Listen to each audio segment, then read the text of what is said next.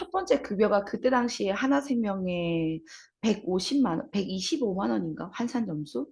네. 제가 첫 급여가 리크루팅 수수료까지 450만 원에서 500만 원 가까이 받았던 것 같습니다. 그게 출근한 지 몇 달 만이고, 그게 한 나이가 그때는 한 어느 정도 됐을 때, 고 500. 제가 그때 당시에 26살이었고요.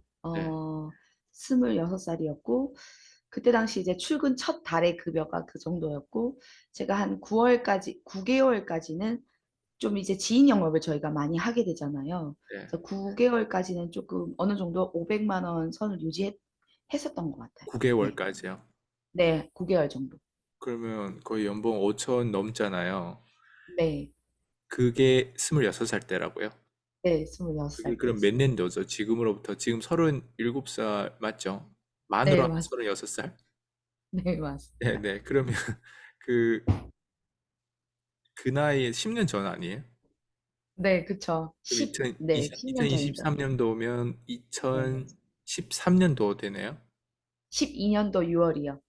지금, 12년도 6월. 네, 6월. 그때 월 만으로 500. 25세. 네. 그러면 26살 때 월 500을 찍고, 언제 그럼 월 1000을 찍었어요? 몇 년 뒤에? 제가 월 천을 찍었던 건 여기에 돌아와서, A 플러스 S. 제가 하나생명을 5년 근무하다가 그만뒀거든요. 아, 그, 하나생명에서는 월 1억, 월 1000을 못 찍었었어요. 네, 못 찍었었어요. 그때 당시에는 최고 많이 했었을 때가 연으로 9천만 원? 네. 연 9천만 원. 네, 그럼 800 정도가 되겠네요. 네. 그러다가 제가 A 플러스 S에 돌아와서 2017년도, 2019년도, 2020년도부터, 2020년도부터 제가 1억, 그때 당시에 급여가 1억 2천 정도 네, 되었던 것 같습니다. 네, 그러니까 와우. 2020년도, 지금 불과 몇 년이 안 된 거죠? 그쵸. 네. 그러면 월 1000에서 월 2000까지 가는 데는 또 얼마 걸렸어요? 지금 5년이 걸렸던 것 같아, 내가 봤을 때. 지금 월 500에서 1000까지 점프하는데, 그러면, 네. 맞죠? 그러면 1000에서 2000까지는 한 얼마 걸렸어요? 제가 2020년도에 1억 2천, 1억 2천에서 1억 4천인가? 정확하게 한번 봐야겠거든요. 근데 제가 2021년도에 불과 재작년이죠. 코로나인데? 재작년에 제가 2억 6천 9백을 받았습니다. 네. 그럼 1년 코로나 와서 사이. 오히려 더 잘 된 거예요? 네, 오히려 더 잘 되었어요. 네. 2배 정도 연봉이 뛴 거죠. 그러면 그게 불과 2년 사이가 되네. 네. 2년 정도? 네. 와, 되게 속도가 엄청, 지금 그래프를 제가 지금 추측하고 있는데, 이게 그래프가 계속 올라가고, 자, 그러면 월 지금 6천 넘게 지금 찍은 어떤 그 비결이 뭐예요?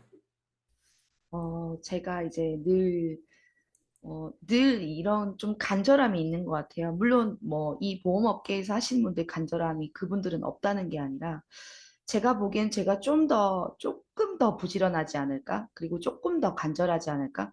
제가 이 비결은 제가 고객님의 보험 청구를 도와드리고 그리고 제가 보장 분석이라고 하면 요즘 흔히 이제 TV에서도 많이 나오지만 저희가 보험 이제 영업에서 이제 꽃이죠. 보험 청구랑 보장 분석이 꽃입니다. 그래서 그걸로 인해서 고객님과 약속을 잡고 네, 만나게 되는 거죠. 그래서 보험 청구, 보장 분석, 그리고 이제 제가 저희 회사에, 그러니까 각 회사마다 물론 좋은 상품도 있겠지만 저는 그 분에 맞는 상품을 조금 제안을 하다 보니까 여기까지 오게 된 것 같고요. 근데 그 중에서 가장 중요한 게 있었던 것 같아요.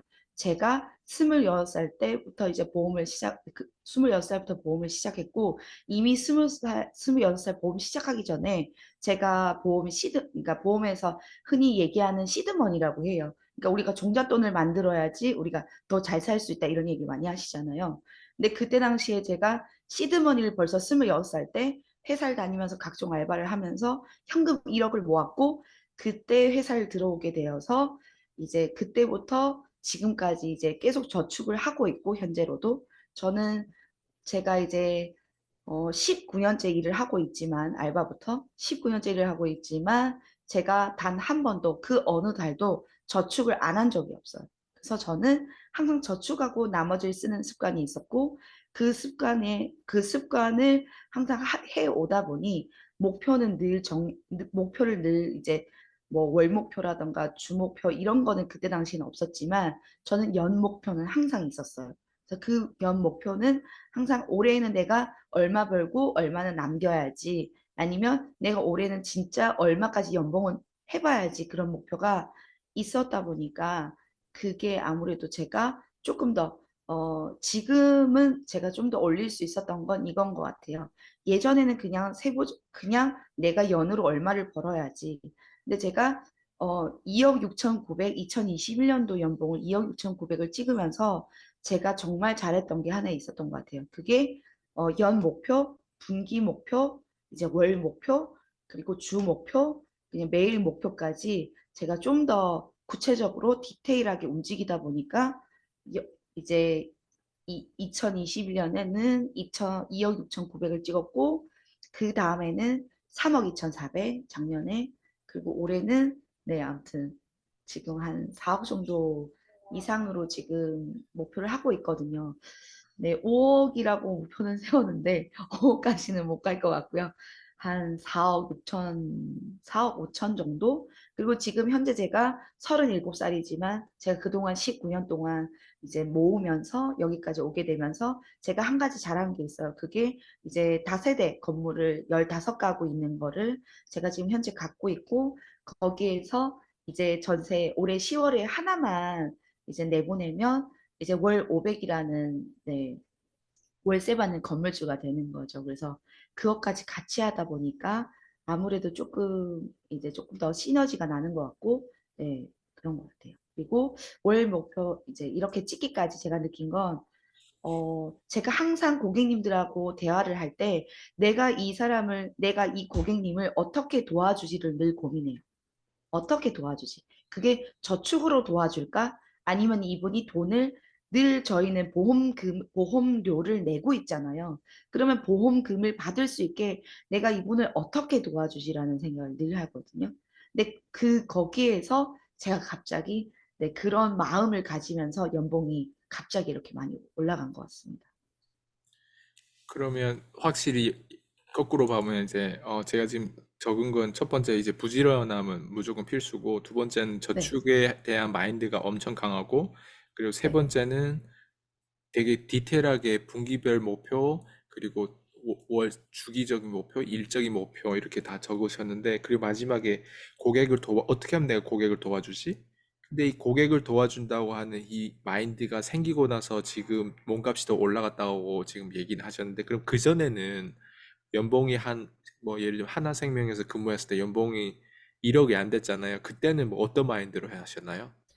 그때는 이제 조금 제가 이제 모든 여성분들이나 뭐 남성분들 똑같겠지만 그 이제 소비에 대한 이런 욕구가 있잖아요. 우리가 이 정도 벌면 되지.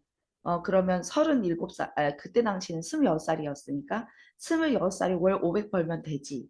그러니 월 200만 저축하고도 나머지 다 쓰자. 이런 주의. 그래서 박미양은 어디 있느냐 그러면 제가 한 3년 동안 보험을 시작해서 3년 동안은 백화점에 늘 가 있었습니다. 그래서 조회 백화점 끝나고 VIP네. 나서 네, 3년 정도 VIP였습니다. 그래서 이제 이 정도면 만족하는 삶을 살았다고 하면 제가 이제 그 이후로 이제 조금 문제들이 조금 많았어요. 뭐 건물 사면서도 경제적인 문제도 이제 왔었고 이런 문제들이 오면서 제가 좀 느낀 게 이걸 소비를 다루는 습관을 안 하다 보니 이렇게 여기에 만족하다 보니 더 큰 걸 보지 못했고 그때 그냥 그 소비에 그냥 소비를 하면서 기분을 이제 그러니까 그런 시간을 보내는 시간을 되게 많이 가졌던 것 같아요. 사실은 그게 소비를 하고 나서 그 카드 값을 갚기 위해서 그 한 달을 그 다음 달에 다람쥐 쳇바퀴 돌듯이 계속 돌아야 된다는 생각은 하지 못하고 이걸 가짐으로 인해서 내가 이 옷을 입음으로 인해서 저분들이 날 볼 때, 쟤는 또 신상 입었네? 뭐야, 저 메이커? 이런 거에 이제 흠뻑 빠졌던 것 같아요. 근데 음, 사실은 진짜 있는 분들은 검소하다고 하잖아요. 근데 요즘에는 오히려 제가 뭐 이제 전사 뭐 이제 건수에서 3, 4월의 건수 저희가 4,500명 이상이 있거든요. 근데 그 전사 손해보험을 손해보험 회사의 거를 전체 이제 4,500명 중에 3, 4월 건수 2위를 했어요. 그래서 저희가 200만 원이라는 시책이 걸려 있어서 그래서 200만 원을 좀 시원하게 가서 쓰고 왔거든요. 이렇게 이벤트가 있지 않는 이상은 거의 소비에 지출을 하는 게 아니라 감정에 지출을 하는 게 아니라 좀 더 지금 내가 생각하고 있는 거 이렇게 쓰고 싶은 이 욕구가 뭐지? 그럼 제가 일을 하기 싫거나 오늘 비가 많이 오거나 아니면 지금처럼 휴가를 다 가서 만날 고객이 없거나 아니면 외롭거나 아니면 우리 남편이 나를 어제 저녁에 뭐라고 했거나 그래서 기분이 상해서 이렇게 소비를 하지 않을까 싶어요. 그래서 조금 거기에 대해서 요즘에는 신경을 쓰지 않고 좀 더 고객님들에게 요즘 계속 고민하고 있거든요. 고객님을 어떻게 도와줄까? 근데 이게 사실은 제가 갑자기 많이 올린 게 아이스강 대표님이 저에게 늘 전화로 코칭을 해주시잖아요. 예전에는 참 저는 이해가 안 됐어요.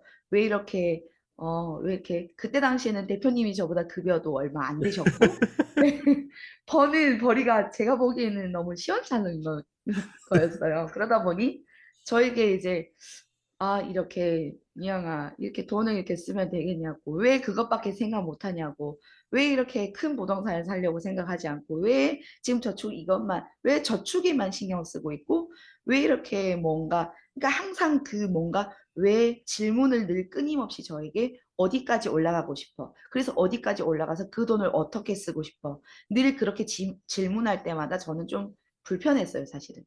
왜 나의 현재 점검을 자꾸 하려고 하지? 난 이런 질문들이 너무 불편한 걸. 왜? 나는 지금 현재 누굴 도와주고 싶거나 그런 게 아니라 늘 저에게 초점이 맞춰져서 난 이 정도면 된 거야. 난 이게 너무 만족해. 난 그냥 요것만 요렇게만 살아도 돼. 이런 느낌이었었거든요. 근데 사실은 대표님께서 끊임없이 저에게 질문을 하면서 제가 좀 잘하는 게 하나 있어요. 뭔가 질문을 했을 때 그냥 넘기는 게 아니라 이걸 왜 질문을 했을까? 그리고 왜 누군가를 도와줄 때에 그게 돈이 있고 이익이 없는 곳에 이익이 있다. 늘 그런 말씀 저에게 해주셨잖아요. 왜 그런데 이익이 없는데 어떻게 이익이 있을 수가 있지? 네, 그때는 정말 어이도 없고 기도 막히고 진짜 이렇게 저로서는 이해가 안 됐었거든요. 늘 그러면 이기적인 저에게. 네, 사실 이게 몸값이 올라갔다고 하는 게 우리 24시간 가지고 있고, 그리고 24시간에 나만 알아. 그 마음에 대한 부분. 뭐 말이 제일 의미가 없잖아요. 근데 네, 마음속으로 나만 알아. 그리고 내가 본능적으로 어디에 가장 흡인된다는 것도 알아. 그게 과거에 누적된 어떤 내 마인드고 내 배경이잖아요. 근데 어느 누구도 나한테 이 시간을 제대로 과학적으로 쓰고 시간을 쓰는 거, 돈 쓰는 거 다 똑같은 개념이잖아요. 근데 24시간 내가 어디에 집중하냐를 보면 그 사람이 제일 마음이 가는데 돈 쓰기 때문에 돈을 벌면 되거든요. 근데 앞에서 연봉이 1억이 안 됐을 때 그 마음이 가는 건 사실 다 백화점이고 신상이 미양 신상 입었어. 이건 또 뭐야? 이런 어떤 거기에 취해 빠졌다고 하는데 근데 그게 틀린 건 아니라고 또 생각돼요. 왜? 다르기 때문에 아직 그 몸값인 이유가 있단 말이에요, 사람들은.